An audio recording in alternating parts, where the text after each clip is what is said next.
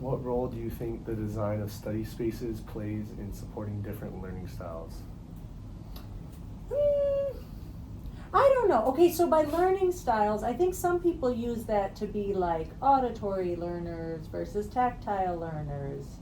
Yeah. Okay, so in my head, I see those as a little different in that the instructor, to me, it seems like the instructor of a course would be more responsible for having materials presented in different ways.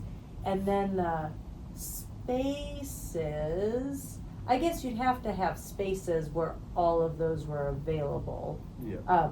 But I might put the teaching style on the instructor more than like the physical spaces. Okay. Okay. How do you think the schools can offer flexible study spaces that allow students to transition easily between independent work and collaborative group work? Yeah, I mean, well, I was thinking of where are different spaces that have that. So like the library and the muck being connected, I think maybe that's a good I mean, I think it would be, especially because our winters are so undesirable. Or, like going outside sometimes of the year is pretty undesirable. Yeah. And so then you would want it where I think you wouldn't have to go outside to have access to both spaces. So like an example where I think there are quiet study spaces in the library, but if one liked more lively meeting spaces, then maybe the muck would be better for that. And there definitely are even like study rooms in the library, right, where people can go and it's like you're shut in a closet. Yeah, I think so. Yeah. So I think having or I was thinking between like having dorms have.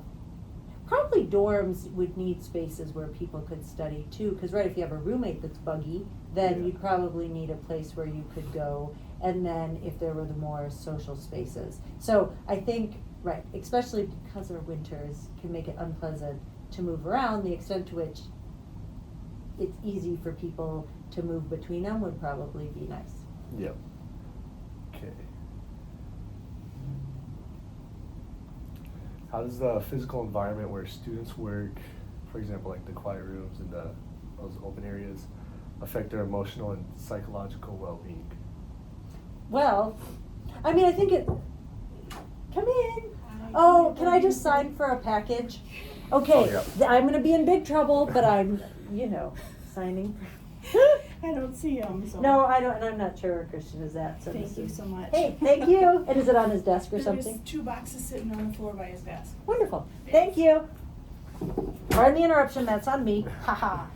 Okay, so what was I now thinking about?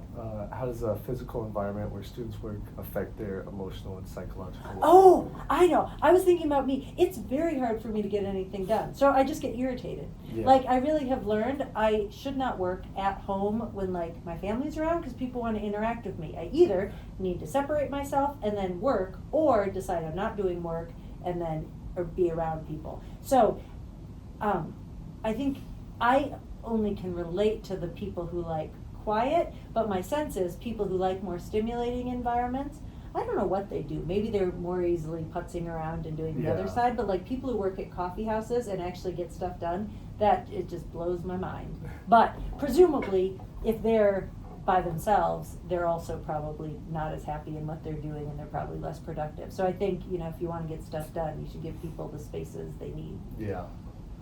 Okay. Okay. In what ways can varied study spaces help reduce stress for students who may feel overwhelmed by the pressure of working in big groups?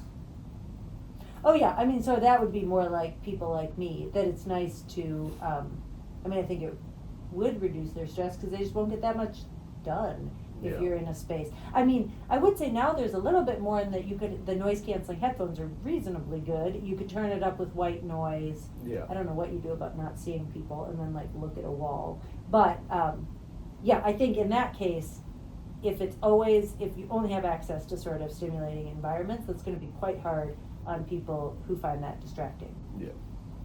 Okay.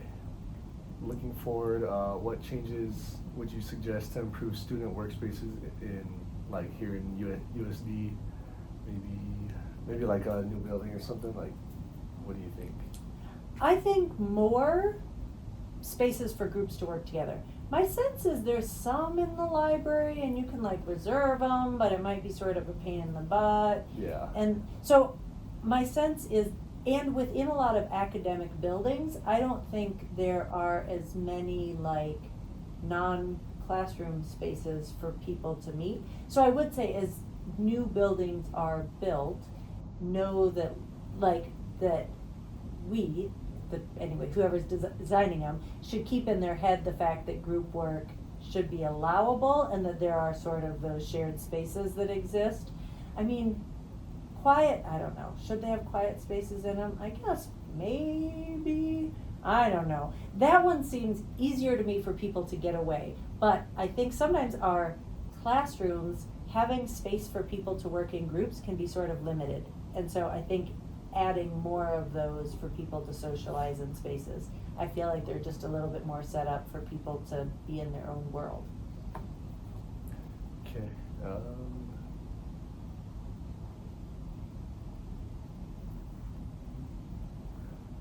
You're like, what did I mean by that? I've got really more questions. Do you think like, I guess, like the look of study areas can like impact on students studying?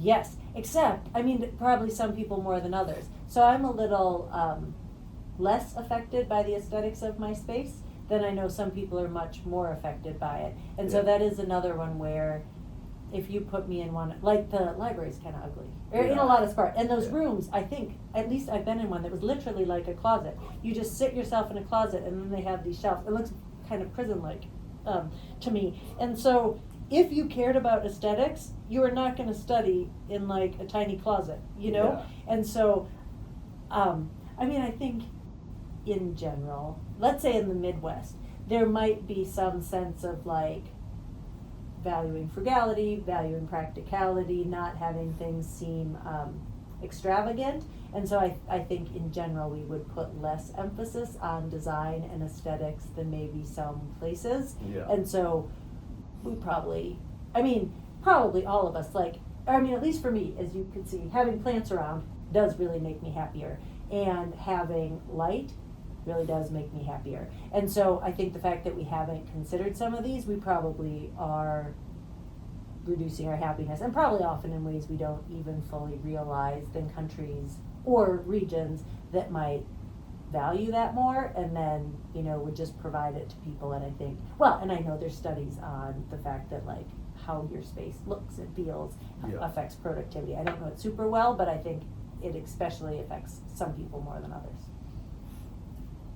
Do you believe that the environment in which students work plays a significant role in their study habits?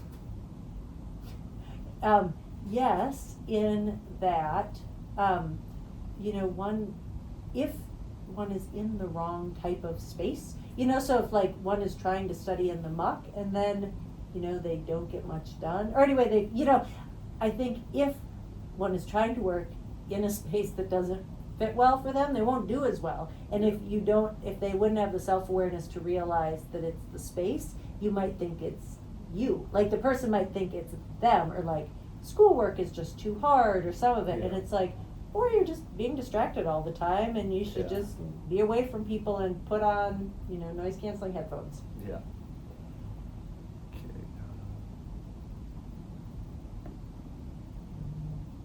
I think that's all I have right now. Nice. Well, if you have any follow-up questions, let me know. I'm happy to